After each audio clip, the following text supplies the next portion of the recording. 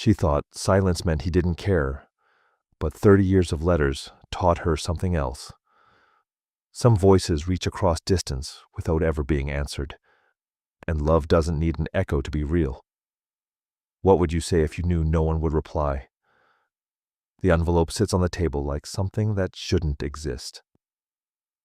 Aveline's hands rest on either side of it, palms flat against the worn wood, fingers spread as though bracing for collapse. The return address is hers. The careful script she's written 1,000 times in the upper left corner of 1,000 envelopes. But the handwriting across the front is not. It is shakier, older, his. Rowan has written back. Morning light filters through the thin curtains behind her, turning the dust in the air into something almost holy, the kind of light that makes you believe in second chances, or at least in the possibility of them. It slants across the envelope, illuminating the ink, the faint crease where it was folded inside a postal truck, the small imperfection in the seal. She has studied it for 20 minutes now, maybe longer. Time moves strangely when you're afraid to move forward. The kitchen is silent except for the creak of her chair when she shifts her weight. Even that sound feels too loud. The rustle of her sleeve against the table, the faint catch in her breathing. Everything amplified by the absence of what comes next. She lifts the envelope. It is lighter than she imagined. 30 years of waiting, and it weighs almost nothing.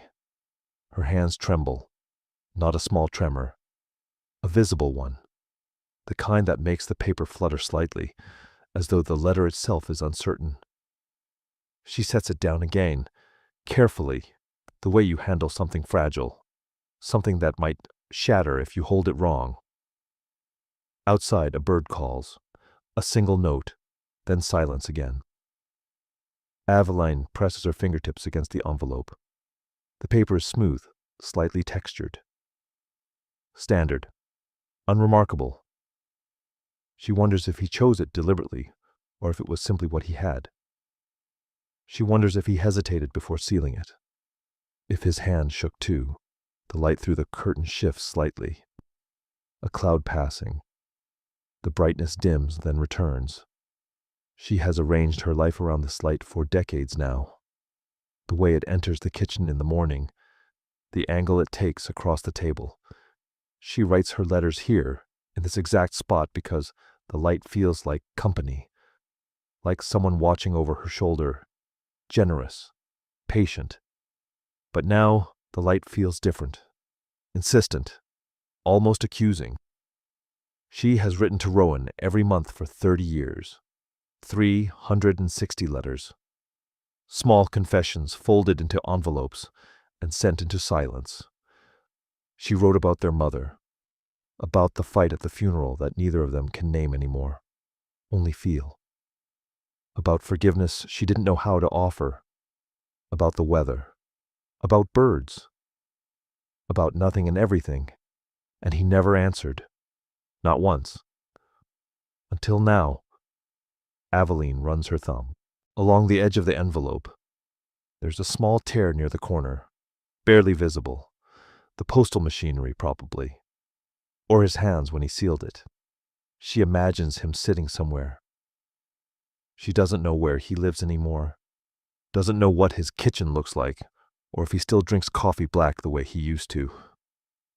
She imagines him folding a single sheet of paper, sliding it into this envelope, writing her name and address in that unsteady hand.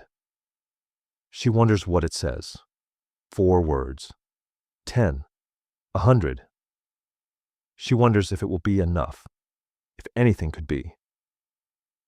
The envelope was in the mailbox this morning when she went out to check, tucked between a grocery store flyer and a bill she'll pay late because she always does.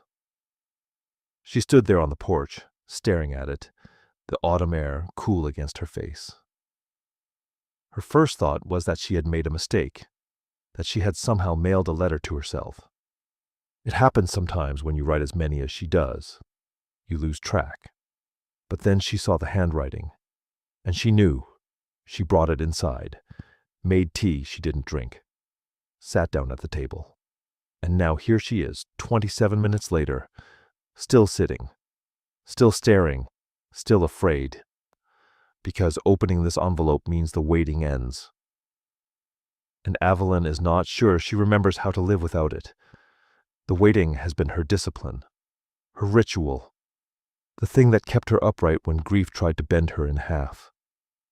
Every month she sat at this table, in this light, and wrote to her brother. Every month she walked to the post office and handed the envelope to Cale, the postal worker who stopped asking questions years ago. Every month she came home and made a carbon copy for the shoebox under her bed. 360 letters. 360 acts of faith that someone, somewhere, was listening. She thought she wanted an answer.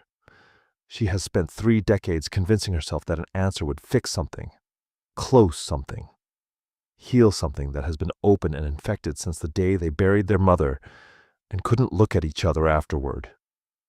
But now the answer is here, and all she feels is the weight of what comes after. The light dims again. Another cloud. The kitchen darkens, just slightly, and Aveline exhales. A long, slow breath she didn't realize she was holding. Her fingers curl around the edge of the envelope, lifting it one more time. She brings it close to her face, as though proximity might reveal something. A secret hidden in the paper grain. A message encoded in the weight. It smells faintly of ink, of distance, of someone else's life. She sets it down again. Not yet. She will open it. She knows she will, but not yet. Not in this light. Not while her hands are still shaking. Not while the silence still feels like protection instead of absence. Outside, the bird calls again. The same single note, unanswered. Aveline closes her eyes and waits. 30 years ago, Aveline sat at this same table and wrote her first letter. The funeral had been 3 weeks prior. The house still smelled like casseroles from neighbors who didn't know what else to offer. Thea's perfume lingered faintly in the hallways, clinging to the curtains, the couch cushions, the inside of closet doors, a floral scent that had always felt too sweet, too insistent. Like her mother was still trying to fill every room, even after she'd left them. Aveline was 43 then. Rowan was 47. They hadn't spoken since the cemetery. She couldn't remember what the fight had been about. Only that it happened. Only that words were said. Sharp, cutting things that felt true in the moment, and unforgivable afterward. Something about their mother's will. Or maybe it wasn't about the will at all. Maybe it was about everything that had come before. The silence Thea carried like a second skeleton. The things she never said. The apologies she never offered. The love she gave in gestures but never in words. They had stood on opposite sides of the grave, and when it was over, Rowan walked to his car without looking back. Aveline went home alone. And the silence that followed felt like inheriting a debt. She tried calling him once, twice.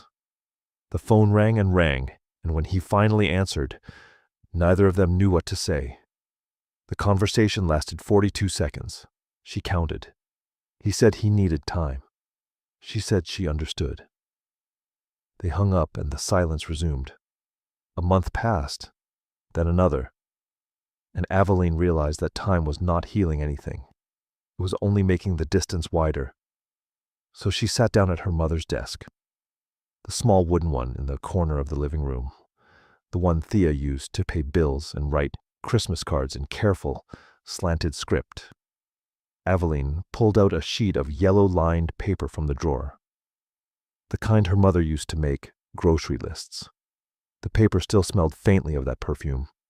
Too sweet. Too much. She picked up a pen, and she didn't know what to write.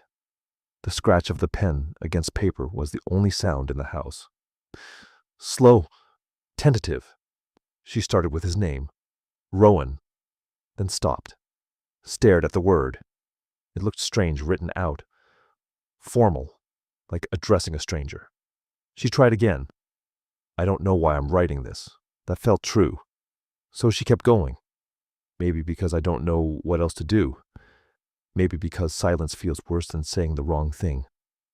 I keep thinking about the funeral, about what we said or didn't say. I can't remember anymore.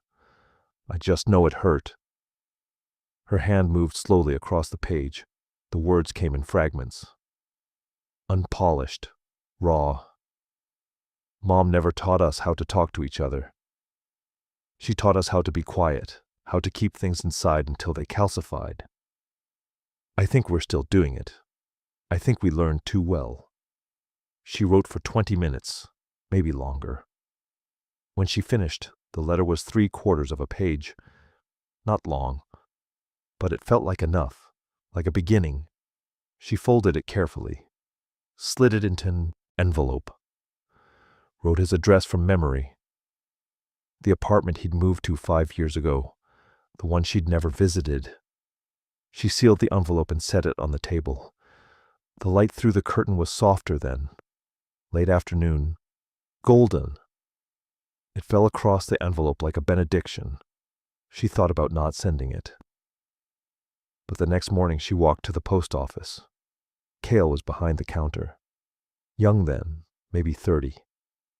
He smiled when she approached, the kind of smile that didn't ask for anything back. She handed him the envelope. He weighed it, stamped it, and dropped it into the bin behind him. The hollow thud of the envelope hitting the bottom felt final, like closing a door, or opening one. Aveline walked home and waited. A week passed, then 2, then a month. No reply came, so she wrote another letter. This one was shorter, less raw. She told him about the garden, about how the tomatoes were growing despite her neglect, about how she'd found one of their mother's scarves in the hall closet and didn't know what to do with it. She sent it, and waited again. Still nothing. The third letter was harder to write, because by then she understood what she was doing. She was speaking into silence. She was offering something that might never be received, but she wrote it anyway. Because the alternative, letting the silence win, letting it become permanent, felt worse. The ritual began there. Once a month she sat at Thea's desk. She pulled out a sheet of paper. She wrote. Sometimes about small things. Sometimes about the grief that sat in her chest like a stone. Sometimes about forgiveness she didn't know how to offer or ask for. She never knew if he read them, but she kept writing, because stopping felt like giving up, and giving up felt like betraying something she couldn't name. Some part of herself that still believed in the possibility of repair, or if not repair, then at least witness.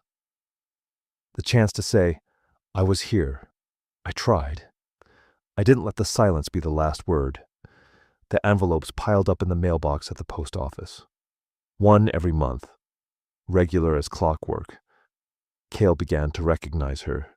He never asked why she was sending so many letters to the same address. He never asked why none of them were ever returned. But his eyes carried a question. And Aveline couldn't answer it, because she didn't know. Years passed. The letters grew longer, then shorter, then longer again. She wrote about their childhood, about Thea's silence and what it had done to them, about the ways they had learned to love without language. She wrote apologies. She wrote accusations. She wrote hope and despair in equal measure. And every month she walked to the post office. Every month, Cale took the envelope. Every month she went home and made a carbon copy for the shoebox under her bed. Proof that she had spoken. Proof that she had tried. The light through the curtain became her companion. She timed her writing to it, waited for it to slant just right across the desk before she picked up the pen. It felt like permission, like her mother's perfume had finally faded and left something gentler in its place. Aveline became the woman who wrote to her brother. That was her identity now, and the silence became something she could live with.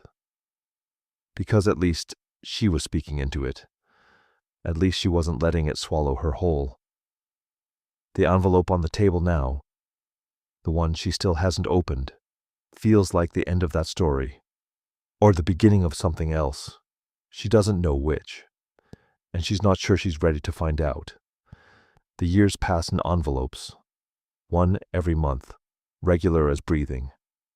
Aveline writes through winters that leave frost on the kitchen window, through springs when the light returns earlier each morning, through summers when the heat makes the ink dry faster on the page, through autumns when the leaves fall and remind her that everything ends except this. She writes about small things, a bird that lands on the windowsill and watches her for 7 minutes before flying away, the way rain sounds different against glass than it does against the roof, how the tomatoes in the garden taste like something she can't quite name, memory maybe, or the absence of it.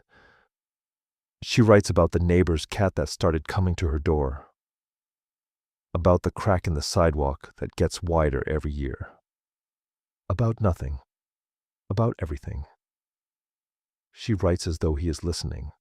The letters are never returned, not once in 10 years, then 15, then 20. She tells herself this means he reads them, that somewhere in a house she's never seen, her words sit on a table or in a drawer or folded inside a book. She tells herself silence is not the same as refusal, that maybe he just doesn't know what to say, that maybe he's waiting for the right words. She tells herself a lot of things. The carbon copies accumulate in the shoebox under her bed, thin sheets of paper with the ghost of her handwriting pressed into them. She keeps them in chronological order, 100 letters, then 200, then 300. The box gets heavier. She moves it to the closet, then back under the bed. She doesn't read them, doesn't need to. She knows what they say. She lived them once already. But keeping them feels important, like proof, like evidence that she existed, that she tried, that she didn't let the silence erase her. Her handwriting changes over the years, becomes smaller, tighter, as though she's trying to fit more words into the same space. Or maybe she's just getting older. Her hands less steady, the pen heavier than it used to be. The ritual becomes precise. She waits for the light, always the light. It has to come through the curtain at a specific angle before she picks up the pen. Morning light, not afternoon. Morning light feels like beginning, like possibility. Afternoon light feels like ending, like resignation. She needs the beginning.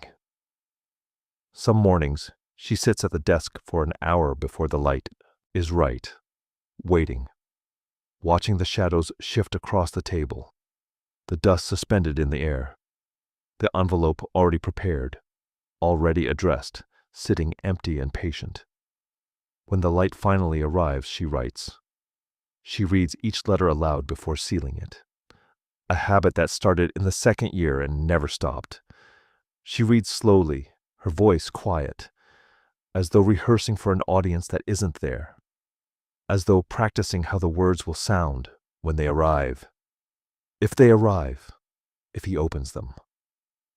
Her voice fills the kitchen, soft, tentative, the only sound besides the creak of the chair and the rustle of paper. She listens to herself speak, and sometimes, in those moments, she forgets that no one is listening back. The way she signs the letters changes too. At first, it was always your sister. Formal, a reminder of what they were to each other, what they should be. But by the 5th year, it felt too heavy, too much like a claim she wasn't sure she still had the right to make. So she switched to Aveline, her full name, neutral, honest, just a woman, writing to a man who used to be her brother. But even that started to feel wrong, too distant, too much like strangers. By the 10th year, she signed them simply A. One letter, one breath, one small proof that she was still here. The ink smudges sometimes, on her fingertips, on the edge of the envelope, small imperfections she used to worry about. Now she leaves them. They feel human, real, like evidence of touch, of effort. The smoothness of the envelope seals becomes familiar. She runs her thumb across them before she lets go. A small ritual within the ritual, making sure they're closed, making sure the words are contained, protected, on their way. Cale recognizes her now without needing to ask. She walks into the post office, and he's already reaching for the scale, already smiling that kind, patient smile that never asks for explanation. He weighs the envelope, stamps it, drops it into the bin, the hollow thud. Every month, the same sound, like a heartbeat, like proof of life. One day, in the 27th year, Kohil looks at her differently. Not unkindly, just differently. She hands him the envelope, and instead of taking it immediately, he pauses, holds her gaze for a moment longer than usual. "Does he ever write back?" he asks. His voice is gentle, not accusing, not pitying, just curious. The way you ask about something you've been wondering for a long time but didn't know if it was your place to ask. Aveline smiles. It's automatic, practiced. The smile she gives when people ask questions she doesn't know how to answer. Not yet," she says. Cale nods, takes the envelope, doesn't ask anything else, but the question stays with her, follows her home, sits at the kitchen table while she makes tea she doesn't drink, hovers in the air while she stares at the shoebox in the closet, now overflowing with carbon copies that no one will ever read. Does he ever write back? No, he doesn't. But she keeps writing anyway, because the alternative is unthinkable.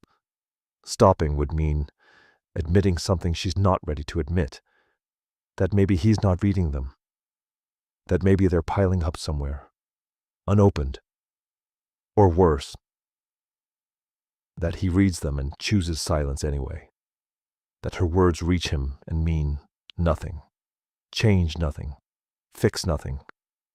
So she doesn't stop. She writes the next letter, and the next, and the next. The compulsion deepens. What started as hope becomes discipline. What started as reaching out becomes holding on. To what? She's not entirely sure anymore. To him. To the memory of him. To the version of herself that still believes repair is possible. To the idea that love doesn't need an answer to be real. The light through the curtain keeps coming. Every morning. Reliable, faithful. She waits for it, shapes her entire day around it. The hours before are just preparation. The hours after are just aftermath.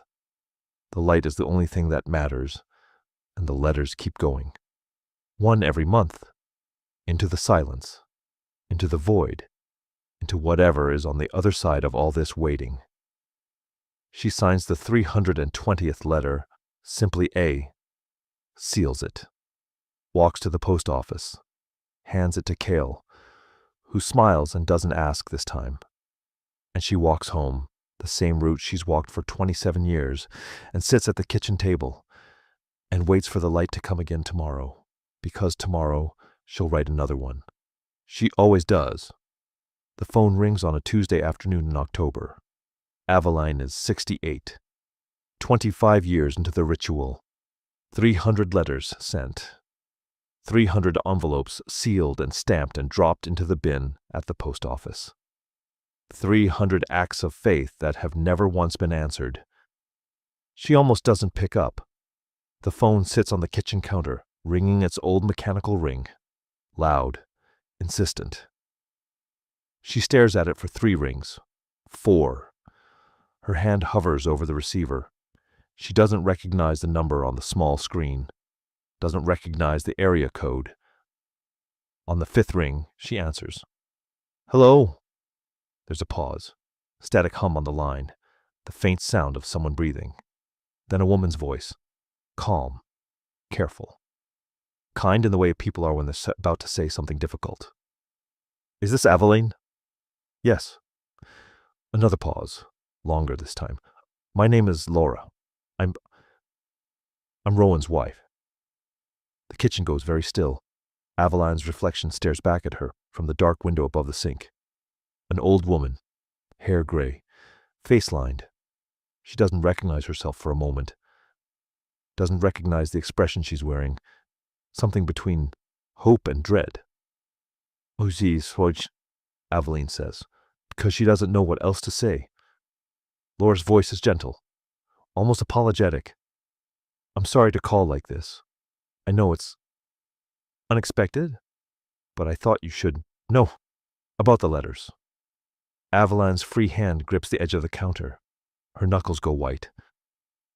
He gets them, Laura says. All of them. Every single one. Something in Aveline's chest tightens. A strange kind of hope, a terrible kind of relief. He reads them, Laura continues. I want you to know that. He reads everyone. He keeps them in a box in his office. He's never thrown one away. Aveline closes her eyes. The static hum on the line feels louder now, like something alive, like something waiting. But he won't respond, Laura says. I'm sorry. I wish I could tell you something different. But he won't. The words sit in the air between them, heavy, final. Why? Aveline's voice is barely a whisper. Laura hesitates. Aveline can hear her choosing her words carefully, trying to be kind, trying to be honest. He made a promise to himself, a long time ago, after your mother died. He said he wouldn't reopen what she closed, that some doors are meant to stay shut, that some wounds don't heal by talking about them. They just stay open. Aveline's breath catches. She doesn't say anything. Can't. He reads everyone, Laura says again. Softer now. And everyone hurts him. I see it. The way he sits with them. The way his hands shake when he opens the envelopes. But he won't stop you. He won't ask you to stop writing. He just won't answer. The light through the curtain is wrong. Too bright. Too sharp. Aveline turns away from it. Faces the wall instead. The blank, neutral wall. I'm sorry, Laura says. I know this isn't what you wanted to hear, but I thought you should know. That they're not going into a void. He hears you. He can't speak back. Aveline nods, even though Laura can't see her, even though it doesn't matter. Thank you, she says. Her voice is steady, practiced. The same voice she uses when people ask questions she doesn't know how to answer. Thank you for calling. I'm sorry, Laura says one more time. It's okay. Aveline lies. She hangs up. The phone sits silent on the counter. The static hum is gone. The kitchen is quiet again. Too quiet. The kind of quiet that feels like a room after someone has died. Aveline stands there for a long time, her hands still gripping the counter, her reflection still staring back from the dark window. She doesn't cry, doesn't scream, doesn't collapse. She just stands there and understands. He's been reading them, all of them, for 25 years. Every confession, every apology, every desperate attempt to say, I'm sorry, or I miss you, or please come back. He's read them all, and chosen silence anyway. Not because he didn't receive them, not because he didn't care, but because he decided a long time ago that some things are better left closed, that their mother's silence was a lesson, not a wound to heal, but a boundary to respect. And Aveline has been violating that boundary for 25 years. The light through the curtain falls across the table. The same light she's waited for every morning. The same light she shaped her entire life around. She looks at it now and realizes it was never permission. It was never company. It was just light, neutral, indifferent, doing what light does. And she made it mean something it never meant. The envelope sitting on the table, the one she was going to write today, the 301st letter, looks different now. Smaller, sadder. Not a bridge. Not even an attempt at one. A confession he will never absolve. A wound she keeps reopening in his chest every single month. A haunting. She walks to the desk, sits down, picks up the pen, and writes another letter. Because she doesn't know how to stop. Even now. Even knowing what she knows. Even understanding that every word she sends is a weight he carries. A reminder of what their mother taught them. A violation of the only peace he's been able to find. She writes anyway. But this time, the letter is different. She doesn't write about the weather, doesn't write about the garden or the neighbor's cat or the crack in the sidewalk. She doesn't write about forgiveness or apologies or hope. She writes about why she cannot stop. I know now that you read them. I know you won't answer. I know I should stop. But I can't. Because stopping would mean accepting that some silences are permanent. That some doors stay closed. That love is not always firm enough to repair what's broken. And I am not ready to accept that. Maybe I never will be. I'm sorry for haunting you. I'm sorry for making you carry this. But I don't know how else to prove I'm still here, still trying, still reaching, even if you never reach back. She signs it A, seals the envelope, and sets it on the table. Tomorrow she will take it to the post office, hand it to Cale, watch it disappear into the bin with a hollow thud she knows by heart. Because the ritual is all she has left, and losing it would mean losing herself. She writes for 5 more years, not because she believes he will answer, not anymore, but because stopping would mean admitting the silence won, and she is not ready to let it win. Maybe she never will be.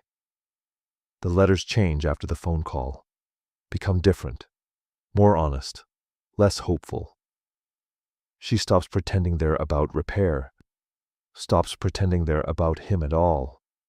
She writes about their mother instead. About Thea's last days in the hospital, the way she lay in that narrow bed with her eyes closed, her hands folded on top of the blanket like she was already practicing being dead. The nurses said she wasn't in pain. But Aveline knew better. She could see it in the way her mother's jaw clenched, the way her breathing hitched, the way she turned her face to the wall when Aveline tried to speak. Thea carried guilt in her body like a second skeleton. Aveline writes about that now, about how some wounds are inherited, not earned, about how silence is a language mothers teach their daughters without meaning to, about how Thea never said I'm sorry for anything, never said I love you without it sounding like an accusation, never said stay when what she meant was, don't leave me alone with this. Aveline writes it all down, every memory, every failure, every moment she wished her mother had been different, had been softer, had been capable of saying the things that needed to be said. She writes because she finally understands. She is not writing to Rowan. She is writing to the version of herself that needs to say it aloud, that needs to hear her own voice breaking the silence their mother left behind, that needs proof she is not like Thea, that she tried, that she spoke, that she refused to let the inheritance of silence be the only legacy she carried forward. Her hands are older now, the veins more visible, blue and fragile under the skin. She has to use arthritis cream before she writes, rubs it into her knuckles, her wrists, the base of her thumb where the pen rests. The smell is faintly medicinal, sharp, clinical. It reminds her she is running out of time, but she writes anyway. The light through the curtain no longer dictates her schedule. She writes in the dark when she must, in the middle of the night when sleep won't come, in the early morning before the sun rises. The light was never permission. It was just light, and she doesn't need permission anymore. The rain comes often now, steady against the window. indifferent. It sounds the same every time. A rhythm she can write to. A metronome for grief. She writes letter 312, 320, 335. Each one shorter than the last. More direct. Less apologetic. She writes about how Thea died without speaking. How the silence in the hospital room felt like a presence. Like something alive.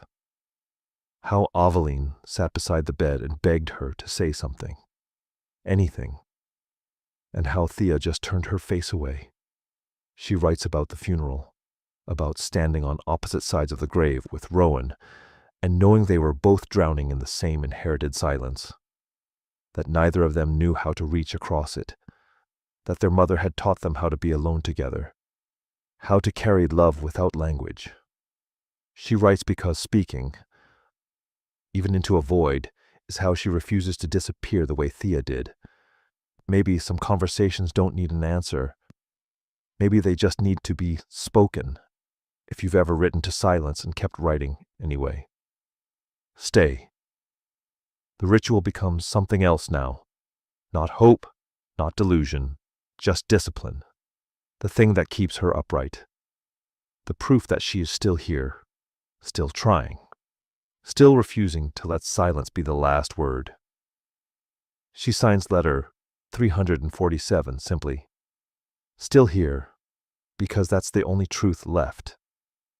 She is still here, still writing, still speaking into the void, not because she expects anything back, but because silence is the inheritance she refuses to pass on, because her mother couldn't say the things that mattered, because Rowan won't, because someone has to, even if it's just her, even if no one is listening, even if the only witness is the rain against the window and the light that comes and goes without asking permission.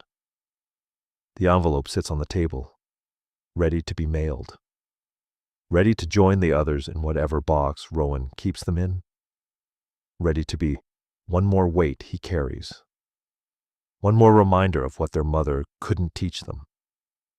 Aveline doesn't feel guilty anymore, doesn't feel hope, doesn't feel much of anything except the quiet certainty that this is who she is now. The woman who writes to her brother. The woman who refuses to inherit silence completely. The woman who keeps speaking even when no one speaks back. She walks to the post office the next morning, hands the envelope to Cale. He smiles, doesn't ask questions, never has. Just takes the letter and drops it into the bin with the same hollow thud she's heard 347 times before. She walks home, sits at the table, stares at the blank page waiting for tomorrow's letter.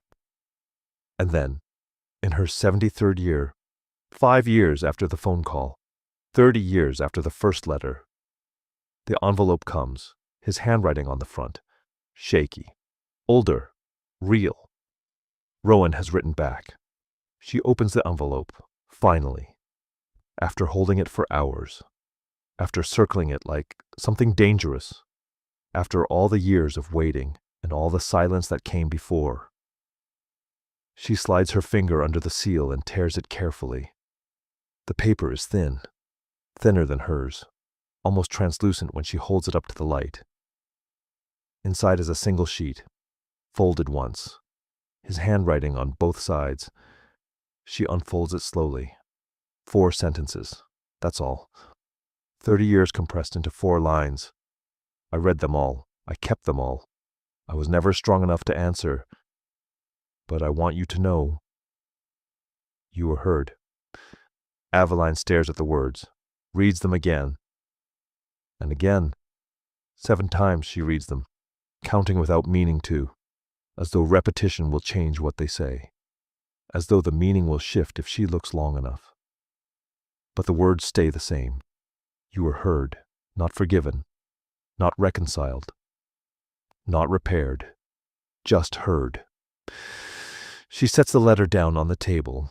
Her hands are shaking, not the way they shook when she first held the envelope in section 1, not from fear or anticipation.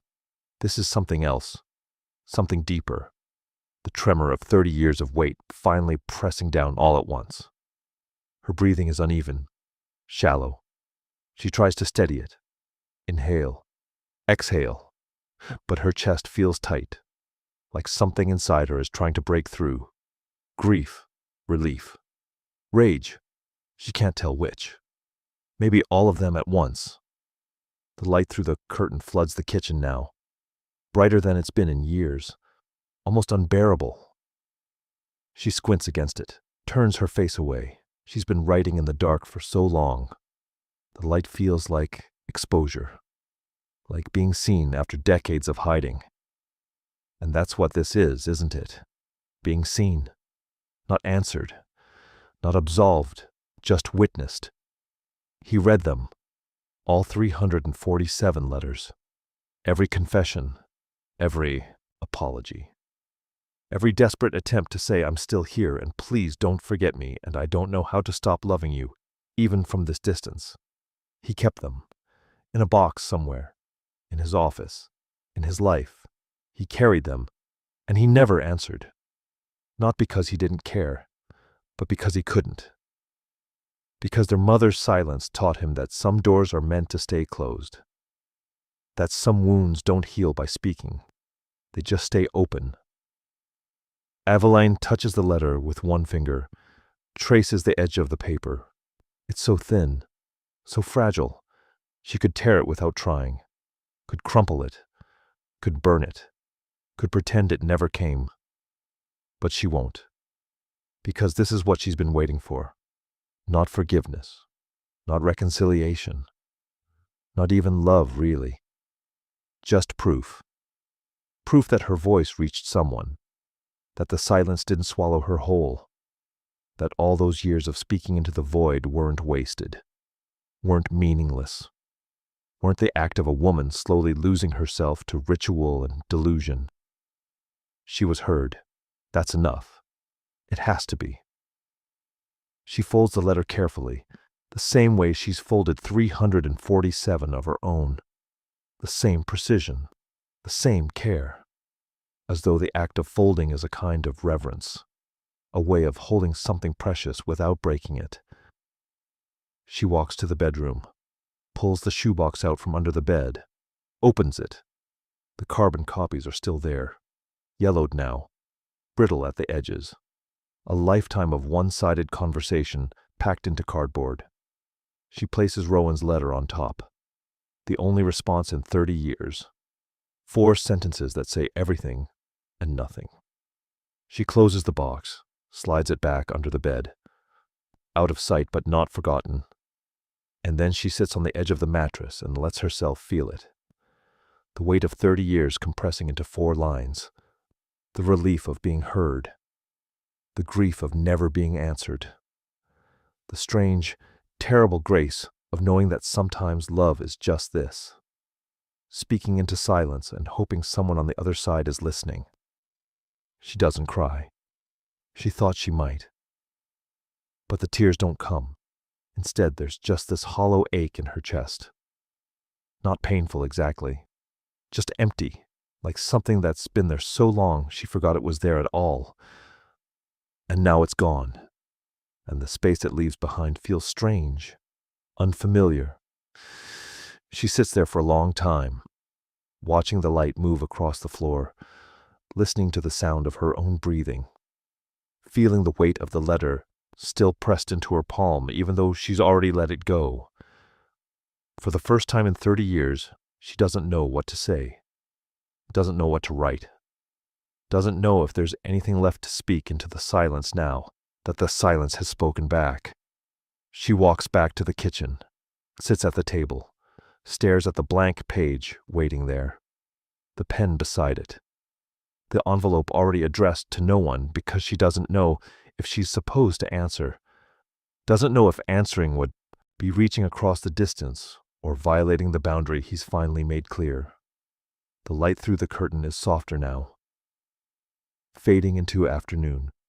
She used to wait for this light, used to shape her entire day around it. But now it just feels like light, doing what light does, coming and going without asking permission, without meaning anything except itself. She picks up the pen, sets it down again, and realizes, for the first time in 30 years, she doesn't know what to say. Weeks pass. Aveline does not write. The ritual is broken. For the first time in 30 years, the first of the month arrives, and she does not sit at the table, does not pick up the pen, does not fold a letter into an envelope and walk it to the post office. She feels unmoored, like a boat cut loose from its anchor, drifting, not sinking exactly, just floating without direction, without purpose. The house is too quiet now. It was always quiet. But this is different. This is the kind of quiet that makes you aware of every small sound, the hum of the refrigerator, the creak of the floorboards, the tick of the clock on the wall, sounds that were always there but never mattered. Now they fill the space where the ritual used to be. She wakes up in the mornings and the light comes through the curtain. But she doesn't wait for it anymore, doesn't shape her day around it. She opens the curtains fully now, lets it all in, even though it stings, even though it makes her squint, even though it exposes every dust mote suspended in the air, every fingerprint on the table, every crack in the wall she's been ignoring for years. The light is just light, and she is just a woman sitting in a house that feels too big for one person. One morning, she walks to the grocery store, takes the long route, past the post office. She doesn't mean to. It's just habit. 30 years of walking the same path once a month. Her feet remember, even when her mind doesn't. Cale is outside, sweeping the steps. He looks up when he sees her, smiles. But there's something different in his eyes. A question, gentle, concerned. "Haven't seen you in a while," he says. Aveline stops. She's not carrying an envelope. Her hands are empty. "No," she says. "I suppose not." Cale leans on the broom, waits. He's always been good at waiting, at giving her space to speak without pressure. "My brother," she says finally. "He wrote back." Cale's eyebrows lift slightly. Surprise. Maybe relief. That's good, isn't it? Aveline thinks about this, about the letter folded carefully in the shoebox under her bed, about the 4 sentences that said everything and nothing, about the 30 years compressed into acknowledgement without absolution. "I don't know yet," she says. Cale nods, like this makes perfect sense, like uncertainty is the only honest answer. "Well," he says, "you know where to find me, if you need anything." She thanks him, walks home, and realizes she doesn't know if she'll ever walk that route again. That afternoon, she pulls the shoebox out from under the bed. She sits on the floor with it in her lap, opens the lid. The carbon copies are yellowed now, brittle at the edges. She can smell the age on them, paper and dust and time. She lifts the first one carefully, reads it. "Rowan, I don't know why I'm writing this." Her handwriting from 30 years ago. Younger, shakier, full of hope and desperation in equal measure. She reads the second letter, the third, the 10th, the 50th. She reads them in order, chronological, a record of 30 years of speaking into silence, of hope becoming discipline, becoming defiance, of a woman who refused to let go, who refused to stop reaching, even when reaching hurt. Even when it was clear no one was reaching back, she sees herself in them, the woman who became a ghost, who loved someone by haunting them, who couldn't tell the difference between devotion and obsession, between speaking and screaming into the void. She sees her mother in them too. Thea's silence threaded through every line. The things Aveline couldn't say because her mother never taught her how. The apologies that sound like accusations. The love that feels like obligation.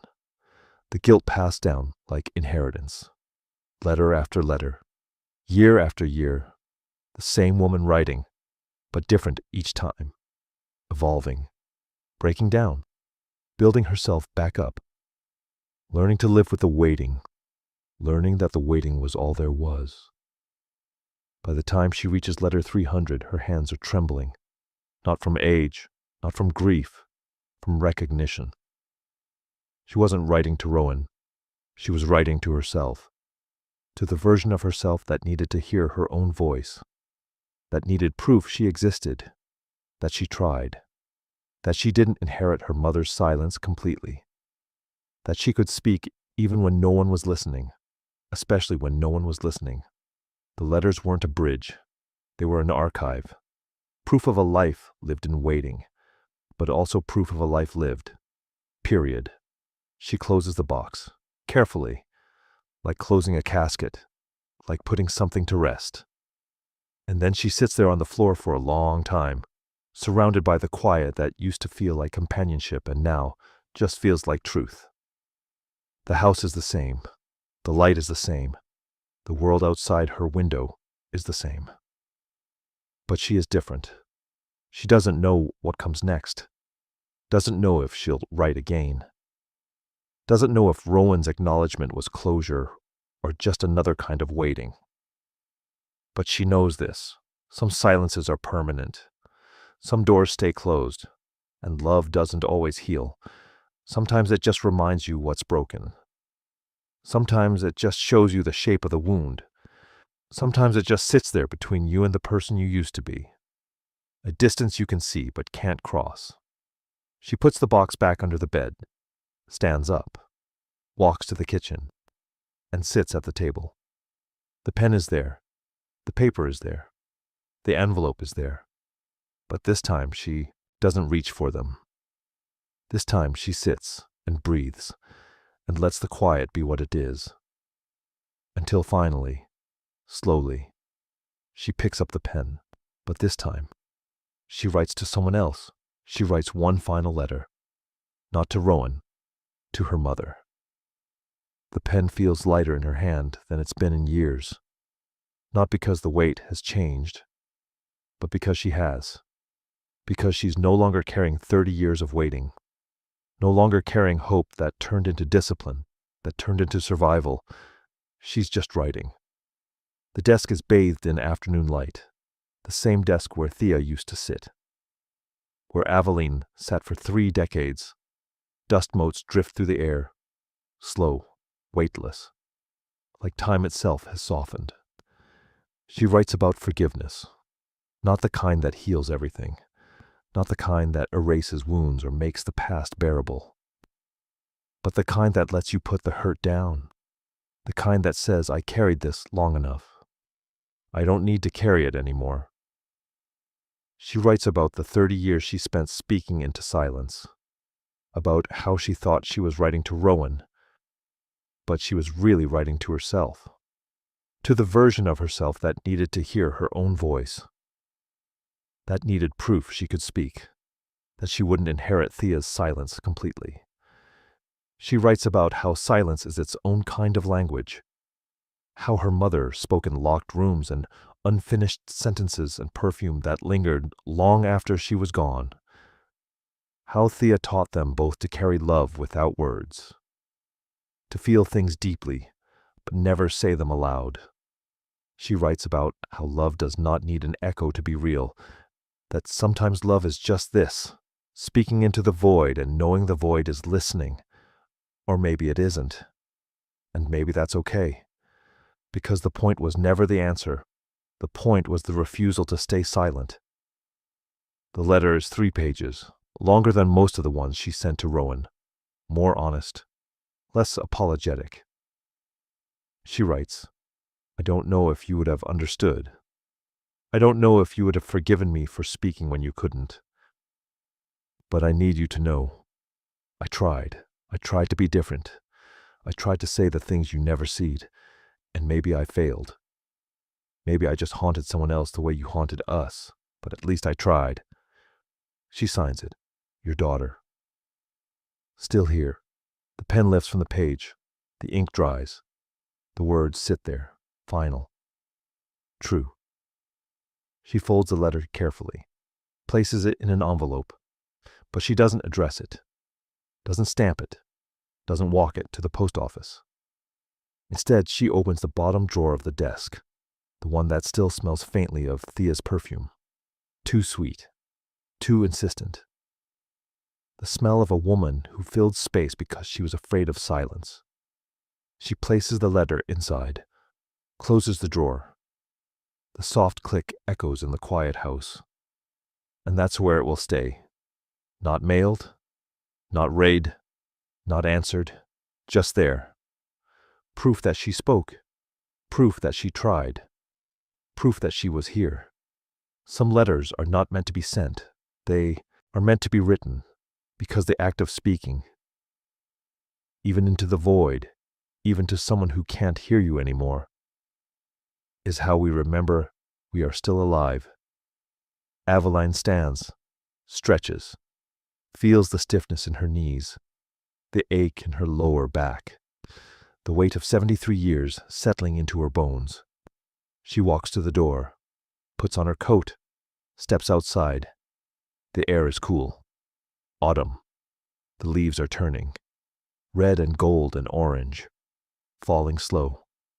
The world is ending and beginning at the same time, the way it always does.